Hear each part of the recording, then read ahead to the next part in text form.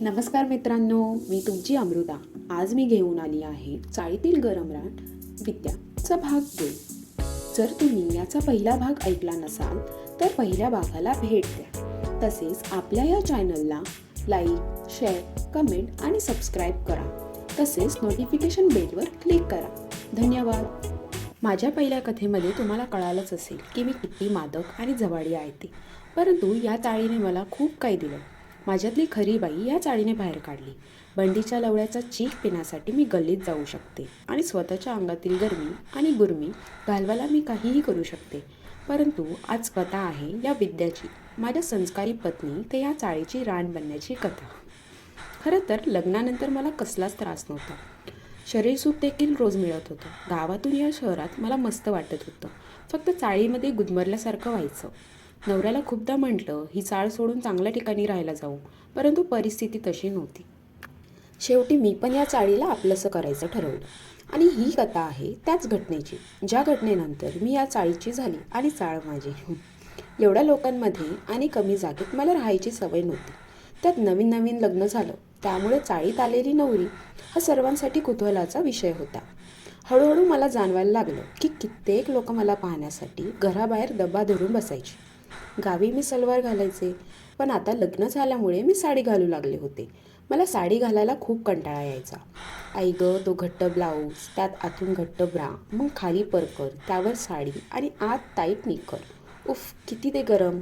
त्यात चाळीत राहायची सवय नाही. दिवसभर उकडल्यासारखं व्हायचं. त्या चाळीच्या खोलीत मी आणि नवराच राहत. दोघांचाच संसार होता. ते संध्याकाळी घरी येत आणि मग काय, आमचा रात्रीच खेळ चालायचा.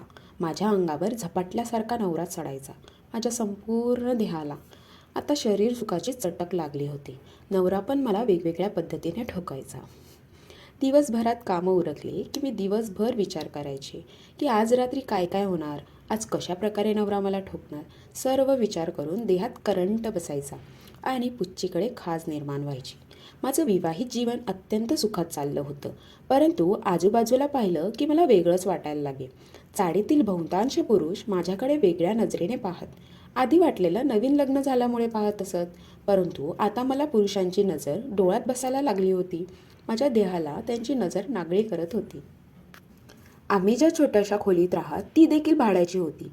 त्या चाळीचे मालक वयाचे 60 वर्ष असलेले वयस्कर होते. मी ऐकलं होतं खूप कडक स्वभावाचे आणि पैशांचे पक्के होते. महिन्यातून एकदा भाडं गोळा करण्याकरता ते माणूस पाठवत अथवा कधी स्वतः येत. माझा कधी त्यांच्याशी संपर्क नाही झाला, कारण नवरा आधीच भाडं भरून देत असत. आता हळूहळू माझी ओळख आजूबाजूच्या स्त्रियांशी होऊ लागली होती. त्यात बाजूची गायत्री बहिणी माझी मैत्रीण बनली. जास्त काही गट्टी नव्हती, बस बोलणं चालणं विचारपूस होत असे. गायत्री बहिणी दिसायला देखणी होती, माझ्यापेक्षा मोठी होती, 2 मुलांची आई होती. माझ्यासाठी तिचं ह्या चाळीत आता ओळखीची व्यक्ती बनली होती. 2 मुलांची आई असून देखील गायत्री बहिणीने स्वतःला चांगलं ठेवलं होतं. सावळं रूप असून देखील ती शरीराने भरलेली होती. तिची साडीत गांठ खूप मोठी दिसायची. बहुतेक तिची फिगर 36, 34, 38 असावी. मुलं लहान होती म्हणून तिच्या अंगावर दूध होतं. म्हणूनच तिच्या ब्लाऊजमधून ते दोन्ही स्तन नेहमी हलायचे डुलायचे. दुधाने भरलेली गाय होती गायत्री बहिणी. असेच दिवस जात राहिले. आता मला या चाळीत 6 महिने पूर्ण झाले होते. आणखीन पण मी नवविवाहित म्हणून ओळखली जात होती. कोवळी मी 25 वर्षाची घरात बसून असे. माझ्या वयाचं देखील कोणी नव्हतं. बस 30ची गायत्री बहिणी बोलायला होती, पण ती देखील मुलांमध्ये आणि घरकामात रमलेली असे.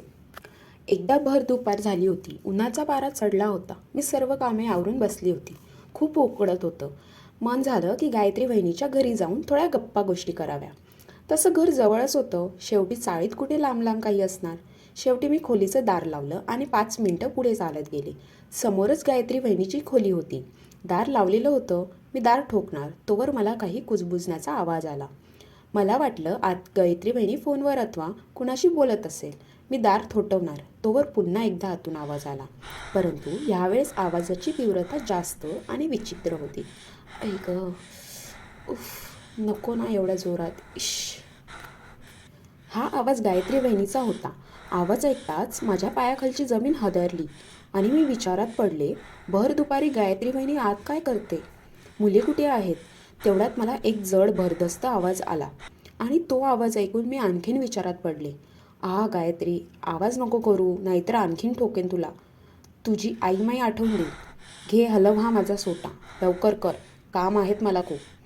इश, गायत्री वहिनीचा नवरा म्हणजे नरेश भाऊजी एवढ्या लवकर घरी आले. परंतु त्यांचा आवाज एवढा जड कसा झाला? मला काहीच समजत नव्हते. परंतु आता शरीरात एक रोमांच जाणवत होता. काहीतरी रोमांचित गोष्टीचा आपल्याला शोध लागला आहे असं जाणवत होतं. तेवढ्यात आतून गायत्री वहिनीचा विव्हळण्याचा आवाज आला. आई गं, मेले. इश, औच, हळू हळू हळू, आई शपथ, हळू ठोकाना मालक. इश. मी हा आवाज ऐकून गुलाबी झाले होते. नवऱ्याला गायत्री वहिनी मालक का म्हणते? आता मला कळून चुकलं होतं. आत नवरा नाही तर दुसराच कोणी पुरुष आहे. हा विचार करून मी पुरतीच असह्य झाली होती. साधी भोळी राहणारी गायत्री वहिनीच्या आवाजात मला वेगळीच मजा जाणवत होती. मला त्या आवाजाचा आणि दाराआळ काय चालू आहे ते पाहण्याचा मोह आवरेना. मी आजूबाजूला पाहू लागले आणि मला खिडकीची फट दिसली, जी उघडी होती. मी हळूच आत डोकावले आणि समोर जे पाहिले ते पाहून माझी भांबेरी उडाली.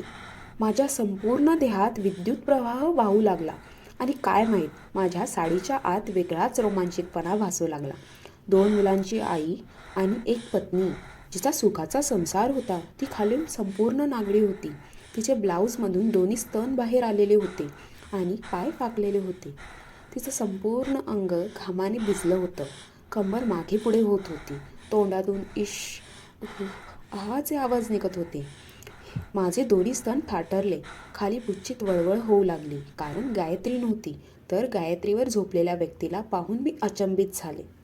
तो एक वयस्कर म्हातारा होता. अंगकाठी धष्टपुष्ट होती. लवडा भला मोठा होता आणि केस संपूर्ण पांढरे, उंच आणि धिप्पाड देह होता. तो गायत्री वहिनीला कुत्रीसारखं पेलत होता आणि गायत्री वहिनी फक्त ओरडत होती, मजा घेत होती, कंबर हलवत होती आणि कामसुख अनुभवत होती. थाप थाप थाप थाप आवाज करत तो म्हातारा भल्ला मोठा लवडा गायत्रीच्या पुच्छीवर आपटत होता. इकडे माझी मांडी ओल्ली झाली होती. मी पाहण्यात गुंग होते. तोवर गायत्री वहिनीची नजर खिडकीकडे आली आणि मी खाली वाकले आणि कसला तरी विचार न करता तिथून निघून गेले. घरी येऊन पाणी प्याले. माझी छाती वर खाली होत होती. मांड्या पुच्छीच्या रसाने पहिल्यांदा भिजल्या होत्या. काही वेळ गेला तेवढ्यात मला नवऱ्याचा फोन आला.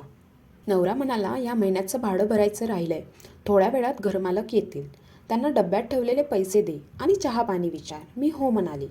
विचारात फक्त गायत्री वहिनी होती, जिचा तो नागडा अवतार आणि म्हाताऱ्याचा पुच्छीत घुसणारा लवडा. माझी लाज मलाच आवरत नव्हती. तेवढ्यात दरवाजा कुणीतरी वाजवला. ठाक ठाक ठाक. मी दचकून उठले.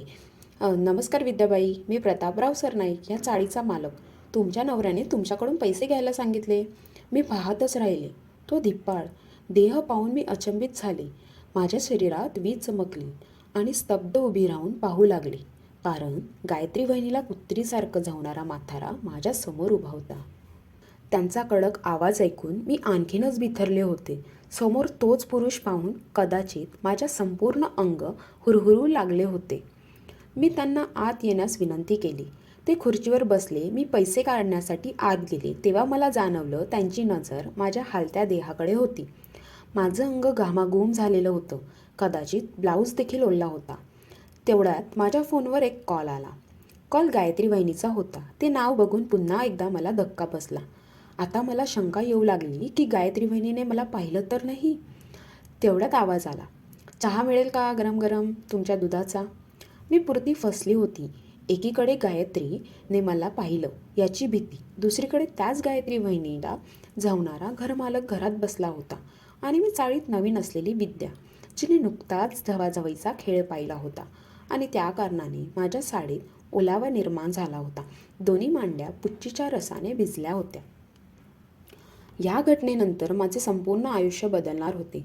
चाळीची मजा, रहस्य उलगडणार होते. कदाचित दिवसभर एकटी राहणारे मी माझे आयुष्य वेगळे वळण घेणार होते. गायत्री वहिनीला आज झवताना पाहून तिला शिव्या घालाव्या वाटल्या, पण तीच गायत्री माझ्या या चाळीच्या जीवनातील वेगळं वळण देणार होती. पुढे काय झालं हे जाणून घेण्यासाठी असेच सोबत राहा.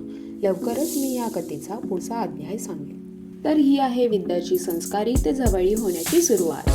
लवकरच नवीन भाग तुमच्या भेटीला येईल. जसे विद्याचे बॉल दाबता तसे सबस्क्राईब बटनला दाबा आणि नोटिफिकेशन बेलवर क्लिक करा.